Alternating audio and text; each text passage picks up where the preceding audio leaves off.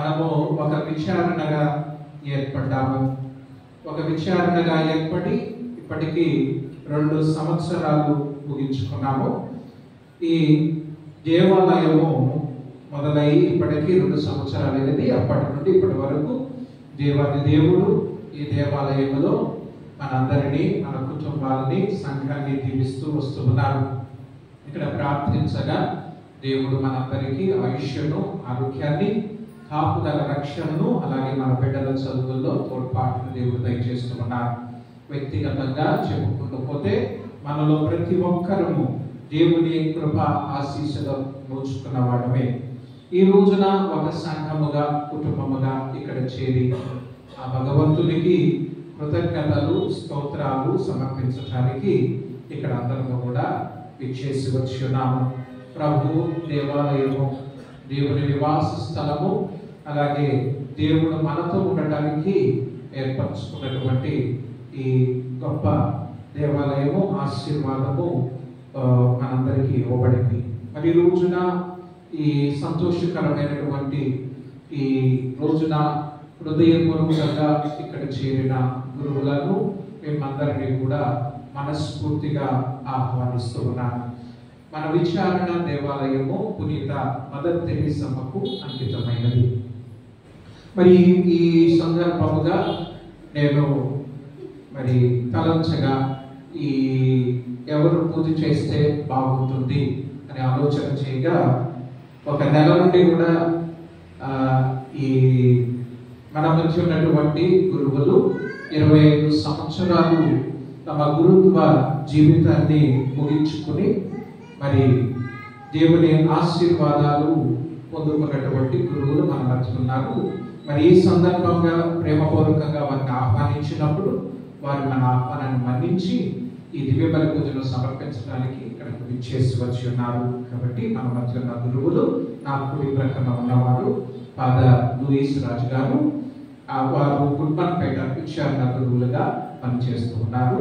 అలాగే నా ఎడమ ప్రక్కన ఉన్న గురువులు ఫాదర్ దాసి సురేష్ గారు, రామంతపూర్ సెమినరీలో, సెయింట్ జాన్స్ రీజనల్ సెమినరీలో వారు ప్రొఫెసర్గా పనిచేస్తూ ఉన్నారు. బైబిల్ ప్రొఫెసర్గా పాఠాలు చెప్తూ ఉన్నారు. అలాగే డీన్ ఆఫ్ స్టడీస్గా కూడా పనిచేస్తూ ఉన్నారు. ఈ 25 సంవత్సరాల ఈ ప్రయాణంలో దేవుడు వారి తల్లిదండ్రుల ద్వారా, గురువుల ద్వారా, కన్యాస్త్రీల ద్వారా, వారికి తోడ్పడిన సంఘస్థుల ద్వారా వారిని దేవుడు నడిపించాడు. మరి నేను అడిగిన వెంటనే ప్రేమపూర్వకంగా 2 పాదలు ఒప్పుకొని, 3 పాదలు ఒప్పుకొని వస్తామన్నారు. ఈరోజు ఆ మాట ప్రకారమే మనతో ఉన్నారు. సంఘం తరపునగా గట్టిగా చప్పట్లు కొట్టి పాడగానే మన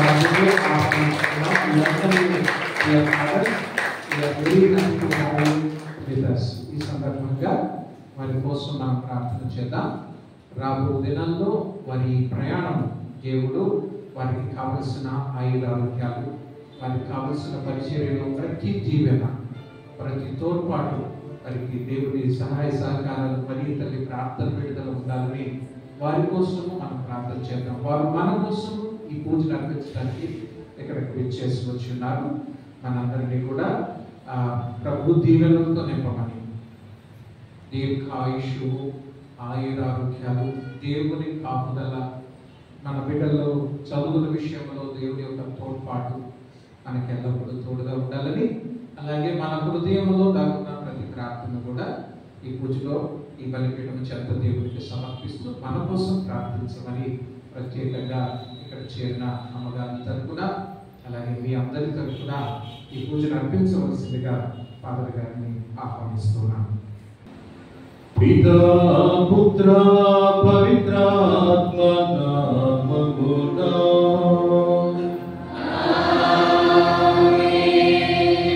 ప్రభు నీతో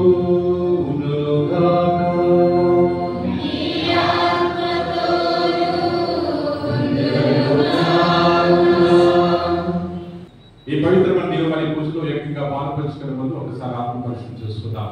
అందరూ కూడా కళ్ళు మూసుకొని చేతులు జోడించి చేసిన తప్పిదాలను ఒకసారి జ్ఞాపకం చేసుకుందాం.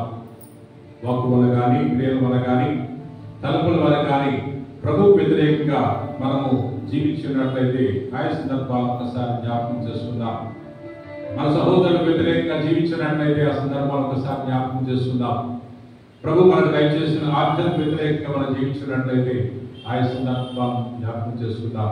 ప్రభు నేను పాపని నీకే వ్యతిరేకంగా జీవించి ఉన్నాను, నా సహోదరులకు సహోదరులకు వ్యతిరేకంగా జీవించి ఉన్నాను, నన్ను మన్నించండి, నా పాప కళంకాన్ని తీసివేయండి, నీ పరిశుద్ధ రక్తము చేత నా హృదయాన్ని కడిగి వేయండి అని పశ్చాత్తాపంతో నా ప్రభుని వేడుకుందాం. సర్వశక్తి గల సర్వేశ్వరుని చెంతను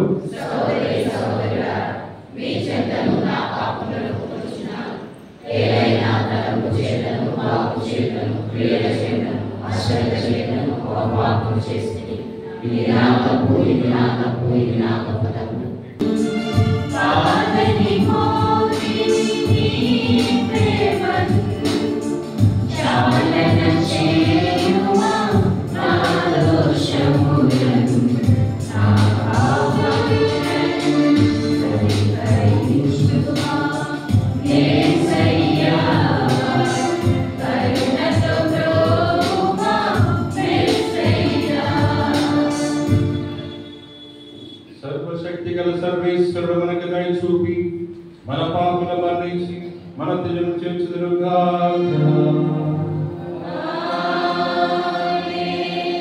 ప్రభువా దయ చూపుము, ప్రభువా దయ చూపుము, క్రీస్తువా దయ చూపుము, క్రీస్తువా దయ చూపుము, ప్రభువా దయ చూపుము,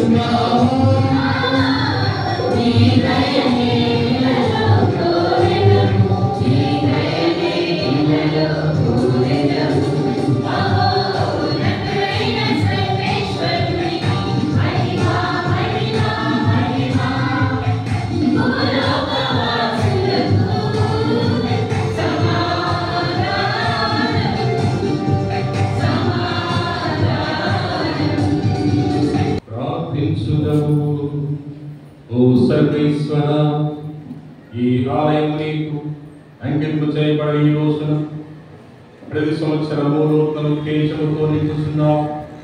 కావున ఈ పర్వదినమున నీ ప్రజల దీవెనలను ఆలకింపు. ఈ స్థలమునందు ఎల్లప్పుడూ ఆత్మశుద్ధితో కూడిన ఆరాధనలు జరిగినట్టు ఇక్కడ మాకు సంపూర్ణ రక్షణ లభించినట్లు అనుగ్రహించుము.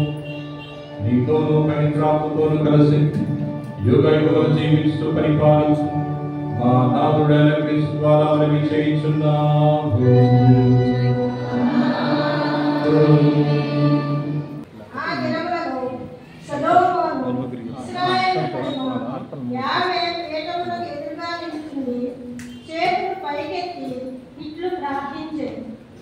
ఇశ్రాయేలు ప్రభుడైన దేవా, పై ఆకాశం నుండి కానీ క్రింది పాతాళం నుండి కానీ నీ వంటి దేవుడు లేడు. నీవు చెప్పిన నిబంధన వాగ్దానములను నెరవేర్చుకుందువు. పూర్ణ హృదయంతో నీ ఆజ్ఞలను పాటించు భక్తుల నాదంతో చూడు. అయినను దేవుడు భూమి మీద వసించిన ప్రభో మహా ఆకాశమే నిన్ను నిముడ్చుకో జారదైన ఇక నేను కట్టిన ఈ కొద్దిపాటి దేవాలయమున నీ విములువా ప్రభో.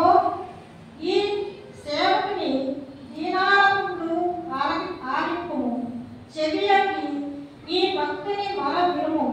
ప్రేమింపడు ఈ దేవాలయమును కాచి కాపాడుతుండుము. సర్వశక్తిమంతుడు నా యెహోవా గొప్ప కార్యములు చేసెను. ఆయన నామము పవిత్రమైనది.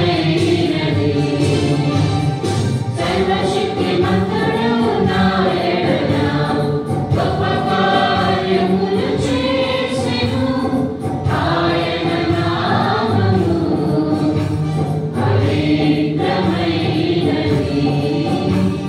సహోదరులారా, మేము దేవుని సేవలో కలిసి పనిచేయవారు. మీరు దేవుని పొలము, మీరు దేవుని భవనము కూడా. దేవుడు నాకు ఒసగిన అనుగ్రహముతో నేర్పరేకు శిల్పి వలె పనిచేసి పునాదిని వేసి వేరొకడు దానిపై నిర్మించుతున్నాడు. కానీ తన నిర్మాణ విషయమున ప్రతి వ్యక్తి జాగ్రత్తగా ఉండవలెను. ఏదైనా యేసుక్రీస్తు అనే దేవుడు వేసిన పునాది తప్ప వేరొక పునాదిని ఎవడను వేయజాలడు.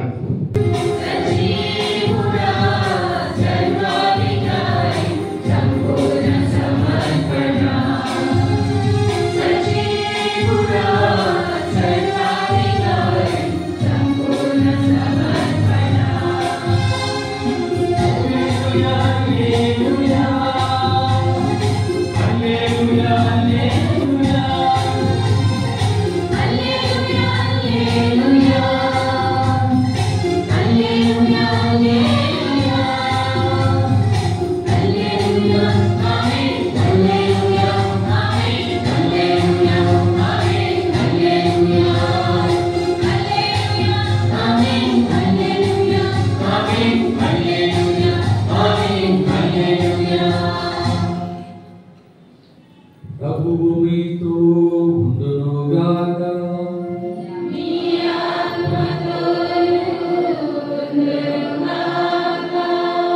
పునీత మత్తయి గారు రాసిన సువిశేషములోని భాగము.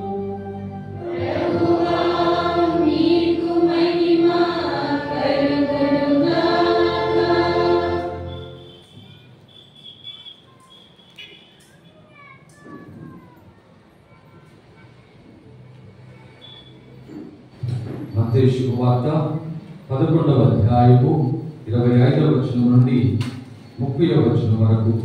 మత్తయి శుభవార్త 11వ అధ్యాయము 25వ వచనం నుండి 30వ వచనం వరకు. ఆ సమయమున యేసు ఇట్లనెను, పరలోకమునకు భూలోకమునకు అధిపతివైన తండ్రి, విఘ్నులకు వివేకవంతులకు వీరిని మరుగుపరచి పసిబిడ్డలకు బయలుపరచుతివి కనుక నిన్ను స్తుతించుచున్నాను. అవును తండ్రి, ఇది నీ అభీష్టము. నా తండ్రి నాకు సమస్తమును అప్పగించి ఉన్నాడు. తండ్రి తప్ప మరెవరు కుమారుని ఎరుగరు, కుమారుడు తప్ప మరెవరు తండ్రిని ఎరుగరు. మరియు కుమారుడు ఎవరిని ఎదిగింప ఇష్టపడులో వారు మాత్రమే తండ్రిని ఎరుగుదురు. భారముచే అలసి సొలసి ఉన్న సమస్త జనులారా, నా యుద్ధకు రండు, మీకు విశ్రాంతి నొసగెదను. నా కాడిని మీరెత్తుకొనుడు. సాధుశీలుడననియు వినమ్ర హృదయుడననియు మీరు నా నుండి నేర్చుకొనుడు. అప్పుడు మీరు విశ్రాంతి పొందుదురు. ఏలైనా నా కాడి సులువైనది, నా వరకు తేలికైనది. ఇది క్రీస్తు సువిశేషము.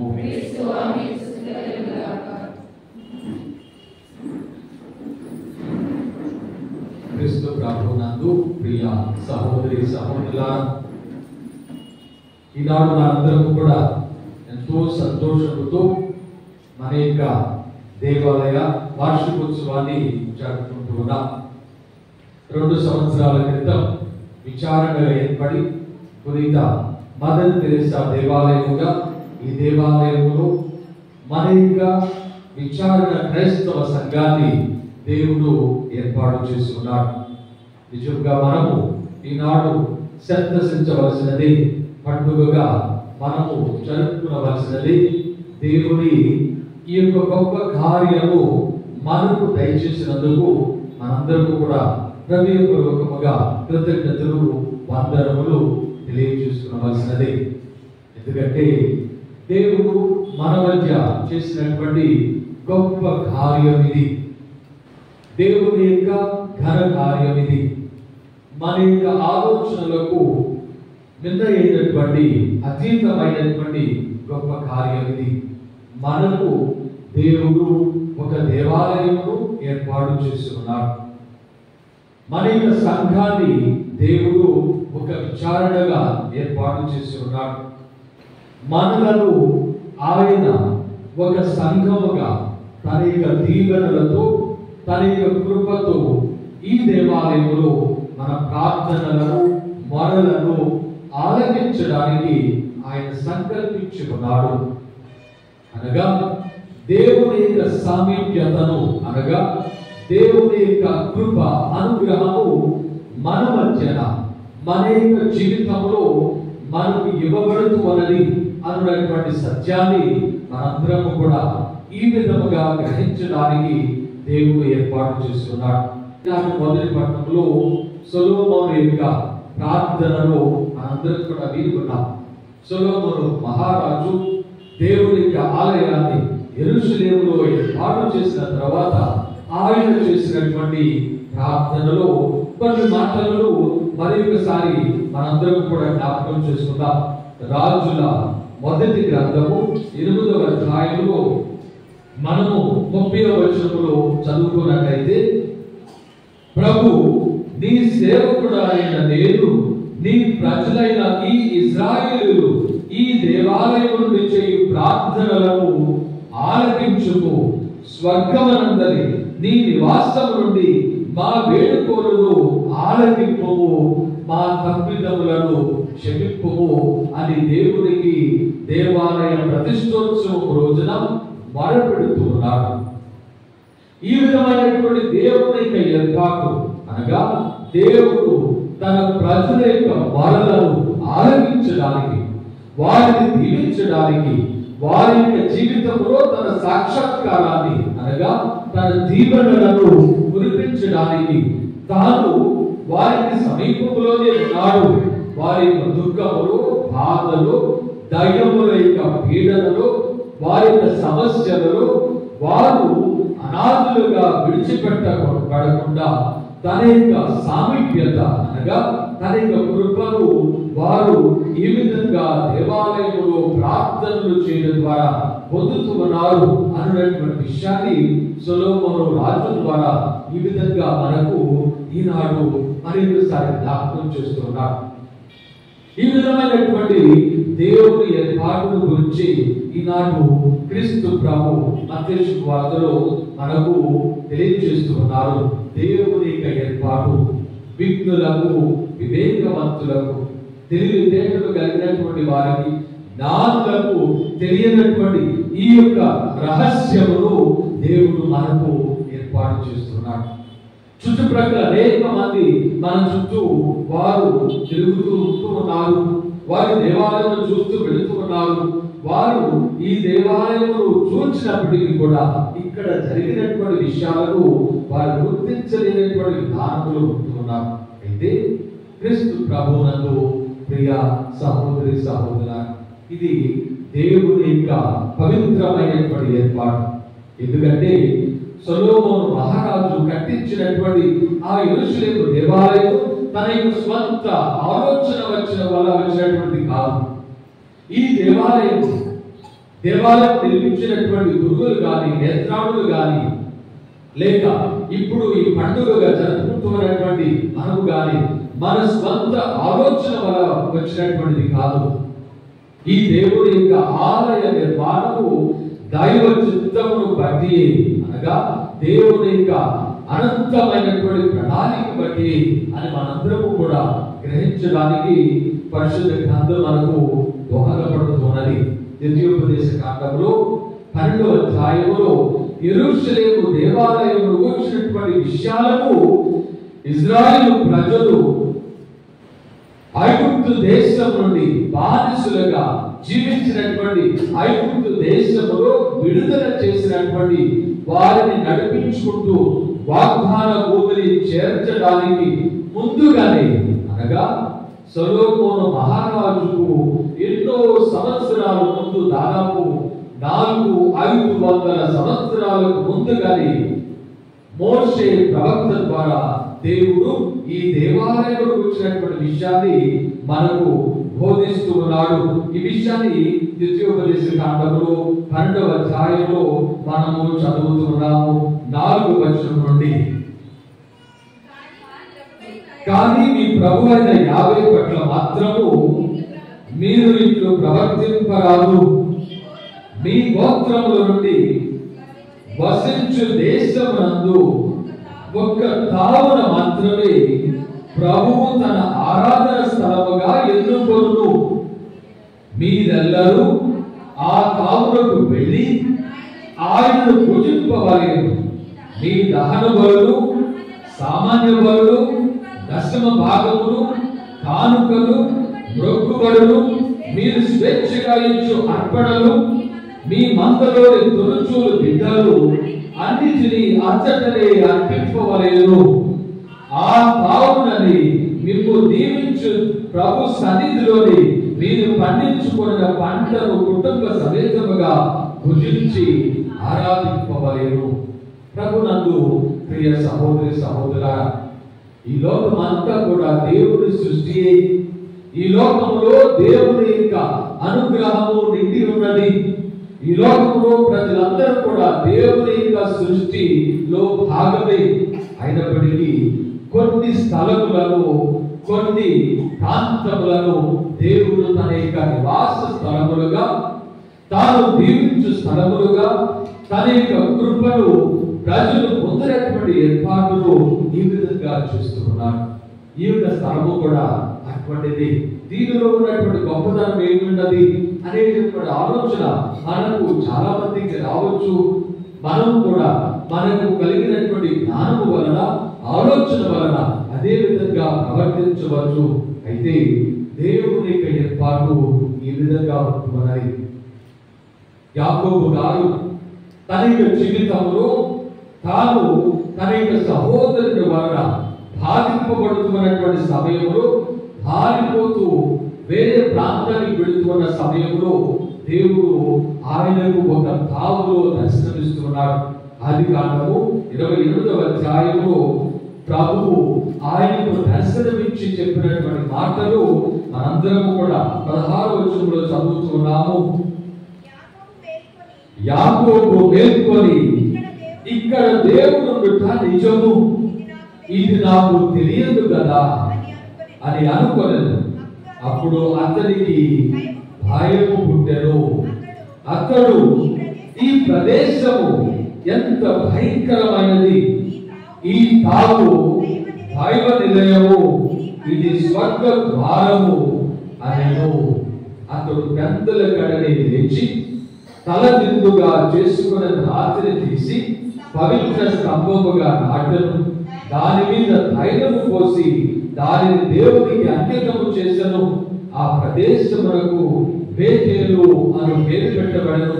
అంతకు ముందు దాని పేరు లూజ్ అని చెప్పబడుతున్నది. క్రీస్తు ప్రభువునందు ప్రియ సహోదరి సహోదరులారా, దేవుని ఏర్పాటు, దీనిని ప్రశ్నించడానికి మనము ఏ పార్టీ వారం, ఇక్కడే ఎందుకు, అక్కడ కట్టుకోవచ్చు, ఇక్కడ కట్టుకోవచ్చు అని గురువులు కానీ లేక మనము కానీ సొంతముగా ఆలోచన చేసి మనము సంకల్పించినందువలన ఆ ప్రదేశములో దేవునికి ఏర్పాటు చేయబడదు. దేవుని యొక్క ప్రణాళికను బట్టి దేవుడు ఈ విషయాన్ని ఏర్పాటు చేస్తున్నాడు. అందుకే ప్రభు అంటున్నాడు, విజ్ఞులకు వివేకవంతులకు వీటన్నిటిని కూడా మరుగుపరచి పసి బిడ్డలకు తెలియనటువంటి వారికి ఏమాత్రము దేవుని గురించినటువంటి జ్ఞానం లేనటువంటి వారికి ప్రభుని ఏర్పాటును బహిరంగపరుస్తున్నాడు, తెలియజేస్తున్నాడు.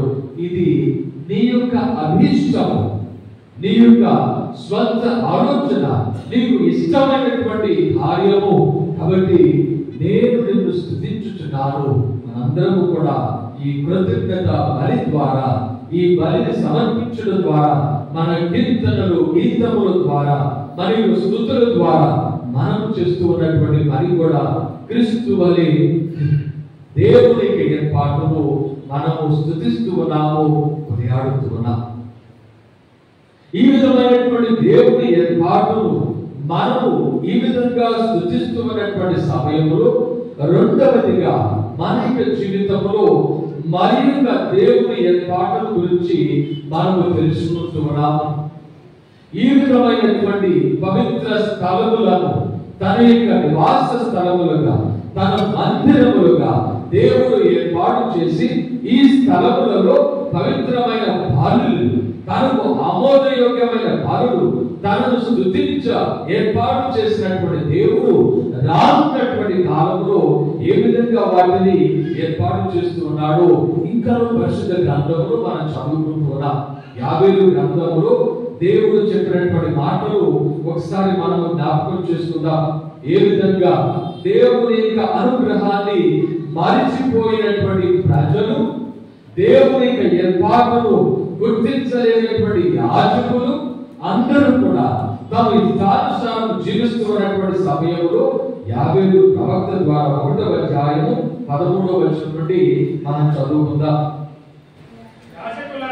యాజకులారా గోని దాల్చి విలపింపుడు బలిపీఠములపై అర్చన చేయువారా శోకింపుడు దేవాలయంలోనికి పోయి రేయల్లా ఏడుగుడు దేవాలయమున మీ దేవునికి అర్పించుటకు ధాన్యము గాని ద్రాక్షాసారాయము గాని లేదు. కారణము యాజకులు ప్రజలు అందరూ కూడా దేవుని ఏర్పాటును, దేవుని ప్రణాళికను, దేవుని చిత్తాన్ని వారు మరిచిపోయి తమ ఇష్టానుసారము, తమ యొక్క సంపాదనలు, తమ యొక్క స్వంత ఆలోచనలు, స్వార్థములు, తమకు చెందినటువంటి జీవితాన్ని ఎలాగోలా పట్టుకోవడానికి వారు తాపత్రయపడుతున్నటువంటి సమయంలో దేవుని యొక్క మాటలు 50 ప్రవక్తల ద్వారా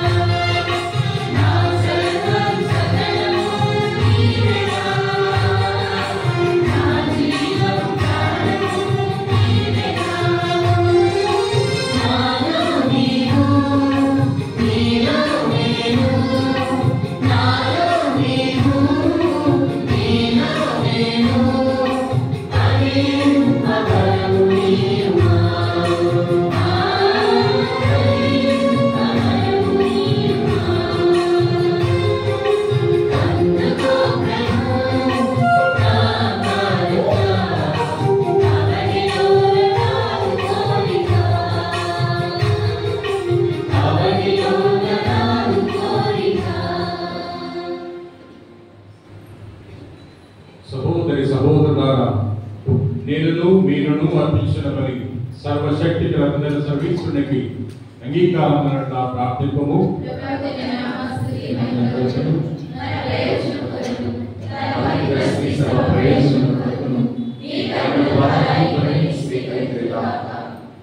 ఓ ప్రభువా, ఈ ఆలయము నీ మహిమతోను పావిత్ర్యముతోను నింపి నీవు సంతోషించిన శుభ దినము మేము కొనియాడుచున్నాము. మమ్మలను మా జీవితములను నీకు ఎల్లప్పుడూ ప్రీతిపాత్రమైన బలిర్పణముగా రూపొందింపమని ప్రార్థించుచున్నాము. మా ప్రభువైన క్రీస్తు ద్వారా మనవి చేయుచున్నాము. ప్రభు మీతో ఉండుగాక.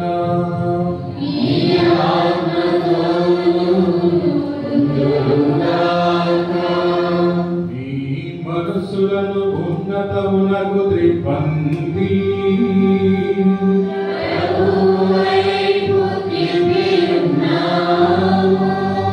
మన దేవుడైన ప్రభువునకు కృతజ్ఞత తెలుపుదము.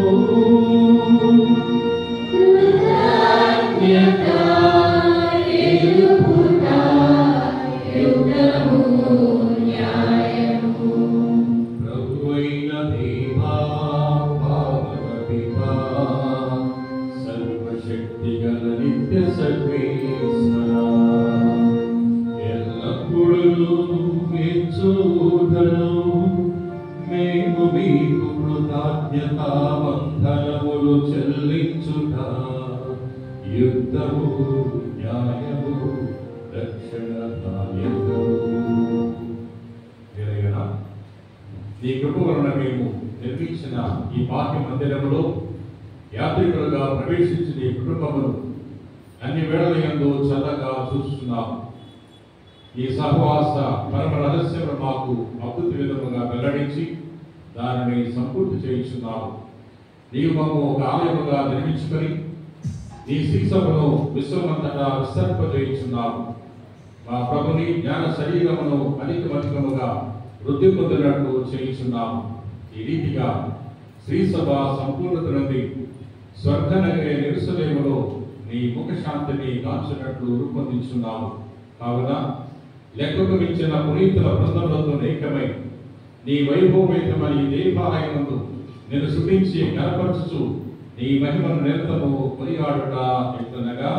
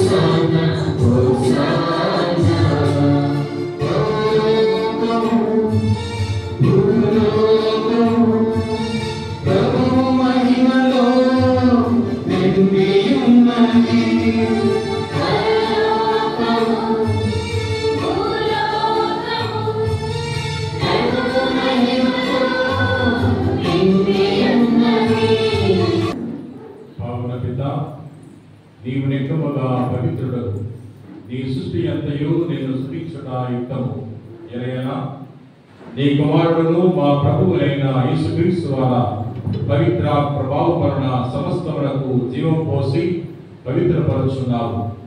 ప్రపంచ మాధ్యంతము సూర్యోదయం నుండి సూర్యాస్తమయం వరకు నీ నామమునకు నిర్మలమైన వారిని కల్పించుటకై ప్రజలను నిరంతరము పిలుచుచున్నావు. కావున ప్రభువా ఈ కానుకలను నీ సముఖమునకు తెచ్చియున్నావు. పవిత్రాత్మ ద్వారా వీరిని పవిత్రపరచ ప్రతివారు కొలుచున్నావు. ఈ విధమున ఇవి మా ప్రభువును నీ కుమారుడనైన యేసుక్రీస్తు శరీర రక్తములు అగులుగాగా అతని ఆజ్ఞ ప్రకారమే ఈ కృతజ్ఞతార్చనను నెరవేర్చుచున్నాము. అతడు అప్పగింపబడిన రాత్రి అప్పమునందుకొని మీకు కృతజ్ఞతా వందనములు చెప్పి స్తుతించి రుంచి శిష్యులకిచ్చుచు ఇతరులు మీరందరూ దీనిని తీసుకొని భుజింపుకో. ఏలయనా ఇది మీ కొరకు అప్పగింపబడనున్న నా శరీరము.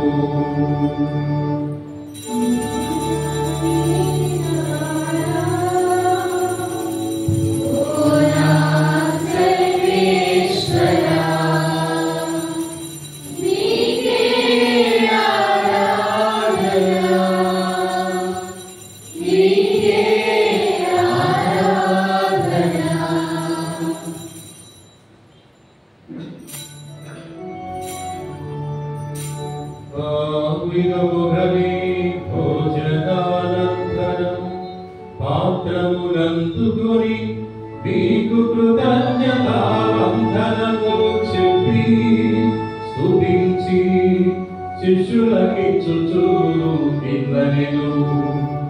మీరందరూ దీనిని తీసుకొని దీని నుండి పానము చేయుము. ఏలయనా ఇవి నూతన నిత్య నిబంధన యొక్క నా రక్తపు పాత్రము. ఇది మీ కొరకును అనేకుల కొరకును పాప పరిహారములకై దానమోయబడును. దీనిని నా జ్ఞాపకార్థము చేయుము.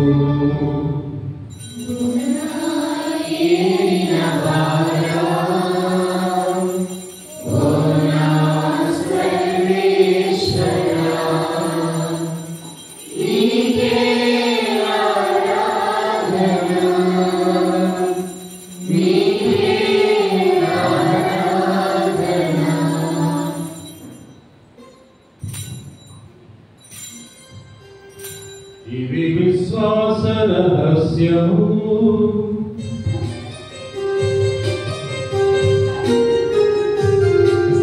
ప్రభువా నీ మరణమును ప్రకటించెదము, నీ ఉత్థానమును చాటెదము.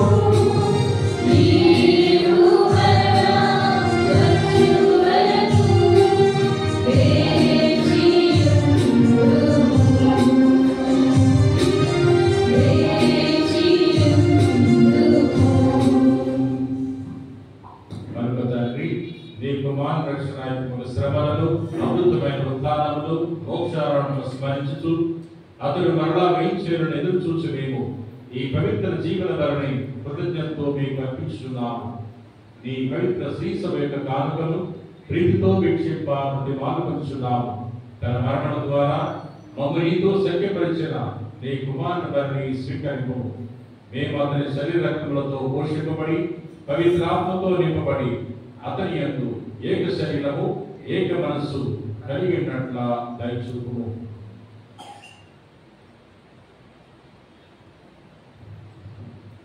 అతడు మమ్మల్ని ప్రత్యార్పణముగా రూపొందించిన గాక.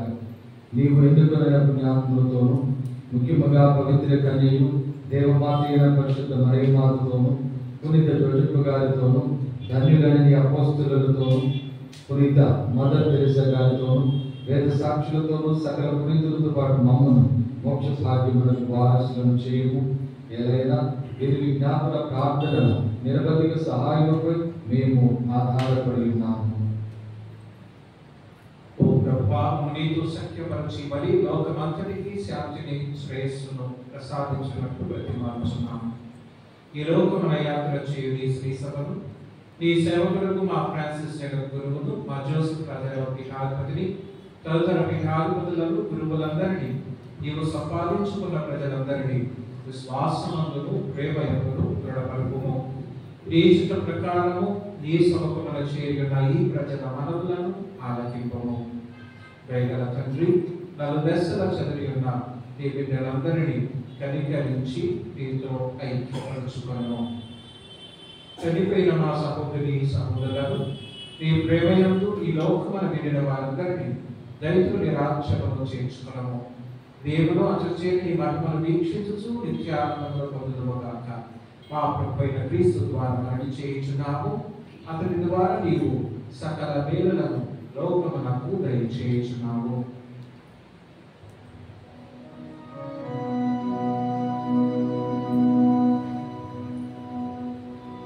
క్రీస్తు ద్వారా క్రీస్తుతో క్రీస్తునందు సర్వశక్తిగల పితయైన సర్వేశ్వరా పవిత్రాత్మతో ఏకమయ్యుండు మీకు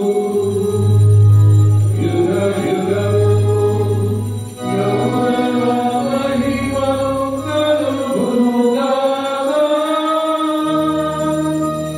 గౌరవ మహిమలు కలుగునుగాక.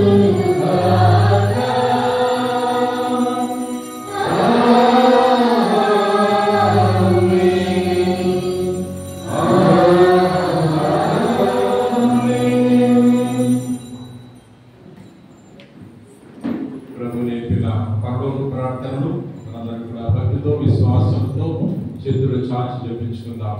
పరలోకమందున్న మా తండ్రి,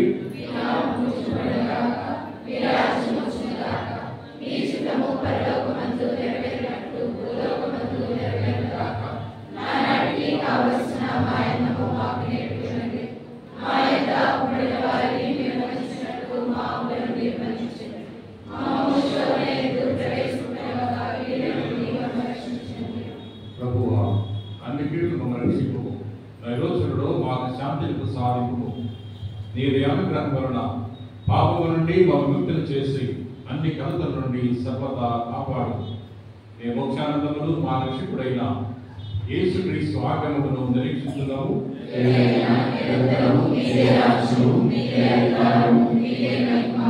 శాంతిని నీకు అనుగ్రహించున్నాను, నా శాంతిని నీకు ఇస్తున్నాను అని అపోస్తలులతో వచించిన ప్రభువైన యేసువా, మా పాపం లెక్కింపగా నీ శ్రీసభ విశ్వాసం వీక్షింపుము. నీ చిత్త ప్రకారం నీ సభకు శాంతిని ఐక్యమును అనుగ్రహింపుము. యుగయుగములు జీవించు పరిపాలించు ప్రభువా, ప్రభుని శాంతి ఎల్లప్పుడూ మీతో ఉండును గాక. ఒకరికొకరు సమాధానం తెలుపుకోదము.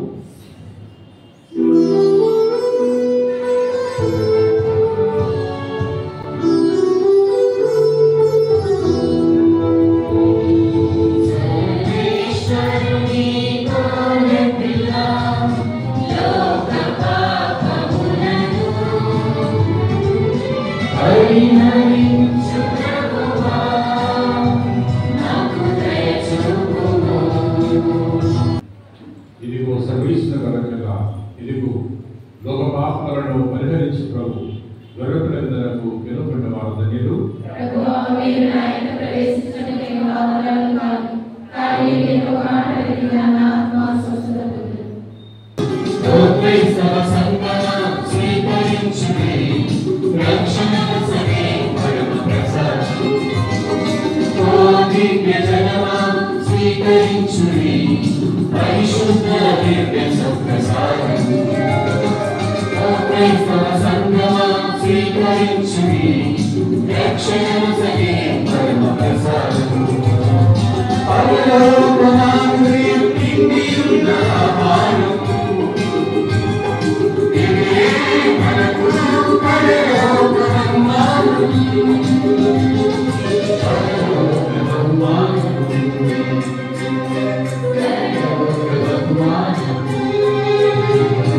Oh